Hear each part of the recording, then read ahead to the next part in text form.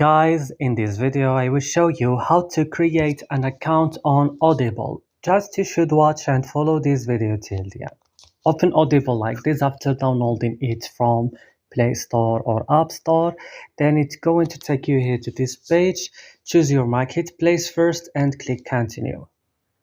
And then when you click continue, it's going to take you to the sign in page. You have to add your email or your phone number. For example, we want to just create an account.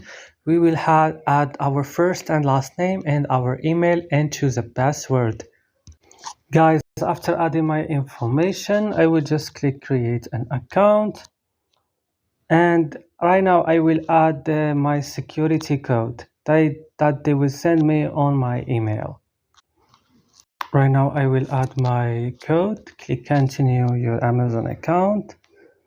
And I will wait, and then they will create for me a profile or an account on Audible.